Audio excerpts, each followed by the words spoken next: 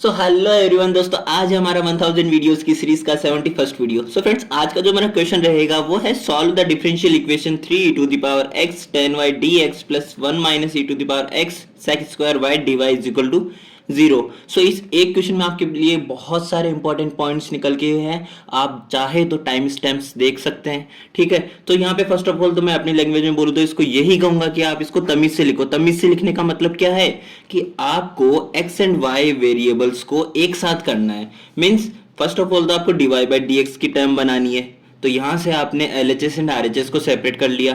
तो यहां से ये वाला टर्म जब इस साइड जाएगा तो ये माइनस कॉमन निकल के कैंसिल आउट हो जाएगा, ठीक है। तो यहां से मेरे पास में 3 e to the power x tan y divided by e to the power x minus 1 sec square y is equal to आ जाएगा dy बाई dx के। यहां से अब मुझे दिख सकता है कि मैं कौन से मेथड को अप्लाई कर सकता हूं। सो मेरे पास में वेरिएबल्स को सेपरेट करने का मौका है। तो यहां पे मैं y वेरिएबल को y के साथ में एंड x वेरिएबल के जो सभी फंक्शन है उनको x के साथ में सेपरेट कर देता हूं। So separating with differential of x जिसे हम dx कहते हैं एंड डिफरेंशियल ऑफ y जिसे हम dy कहते हैं, उन्हें हम सेपरेट करते हैं उनके साथ में। सो x को dx के साथ में किया तो यहाँ पे 3 e to the power x divided by e to the power x minus 1 आ गया। एंड dy के साथ में जब किया तो sec स्क्वायर y साइड चला गया एंड tan y यहाँ पे नीचे आ गया। तो यहाँ पे जो हम मेथड अप्लाई कर रहे हैं इसे कहते हैं वेरिएबल सेपरेबल मेथड। अब यहाँ पे क्या होगा, जब हम बोथ साइड्स हम इंटीग्रेशन करेंगे तो अगर LHS का इंटीग्रेशन करते हैं सो LHS में देखिए हमारे पास में क्या टर्म है 3 e to the power x divided by e to the power x minus 1 किसके रेस्पेक्ट में करना है, dx के, ठीक है, जो कि डिफरेंशियल ऑफ x है। सो यहाँ पे अब देखिए कैसे इंटीग्रेशन होगा। मैं अगर नीचे वाले टर्म को डिफरेंशिएट करके देखूं तो मेरे पास में क्या टर्म आ रहा है e to the power x plus C. It means ये हमारे पास कहाँ है, न्यूमरेटर में है। एंड ये हमने किसका डिफरेंशिएशन किया, डिनोमिनेटर का। इट मीन्स जब भी हमारे पास डिनोमिनेटर का डिफरेंशिएशन न्यूमरेटर आ रहा हो और ऐसी कंडीशन में हमें इंटीग्रेशन करना हो और कंडीशन ये हो कि हमारे पास में न्यूमरेटर में आफ्टर डिफरेंशिएटिंग पार्ट है वो है एंड डिनोमिनेटर में f ऑफ x है जिसका डिफरेंशिएशन हुआ है, तो अगर ऐसा इंटीग्रेशन होता है तो हमारे पास में log of f of x plus C आता है। तो यहां से अगर log f ऑफ x देखूं तो मेरे पास f ऑफ x क्या है, e to the power x minus 1। So log e to the power x minus 1 plus में log c। 3 as a constant था तो एज ए कॉन्स्टेंट ही हमने यहाँ पे ले लिया है। सो यहाँ पे जब मैं पावर को इस साइड लेके जाऊंगा मीन्स जो लॉगरिथम की हमारी प्रॉपर्टी है इसको हम पावर में भी लिख सकते हैं। So log e to the power x minus 1 का whole cube and log c हो जाएगा। अब log की प्रॉपर्टी से ही हम दोनों का जो यहाँ पे बेस है वो सेम है तो इनके फंक्शन को मल्टीप्लाई करके लिख सकते हैं। So log c e to the power x minus 1 का क्यूब आ जाएगा।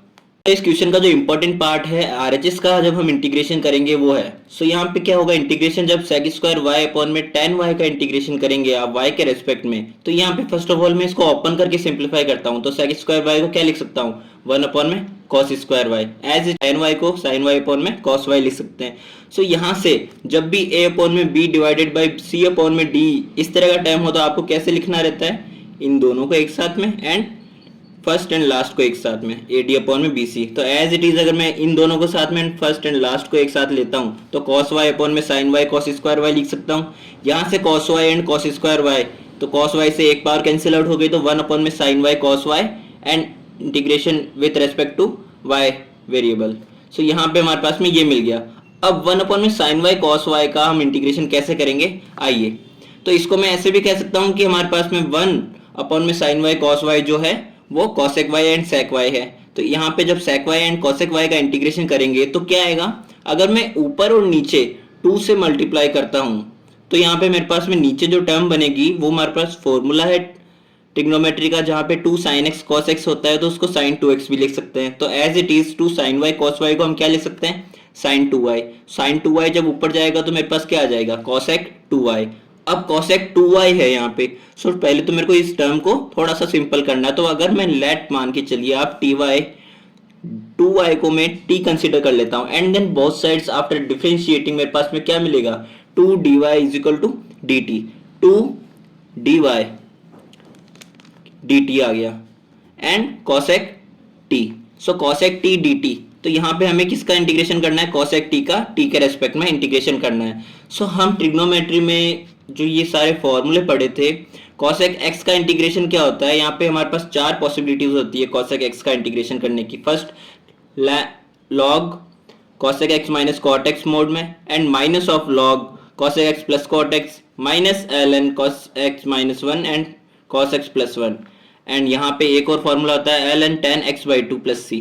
सो हम ये वाला फॉर्मूला यहाँ पे अप्लाई करने वाले हैं ln x by 2। So ln t by 2 आ जाएगा यहाँ पे एंड t की वैल्यू जो हमने कंसीडर की थी वो क्या थी 2y। सो 2y मैंने वैल्यू यहाँ पे पुट कर दी एंड 2 से 2 कैंसिल आउट हो जाएगा, मेरे पास में क्या मिला log 10y।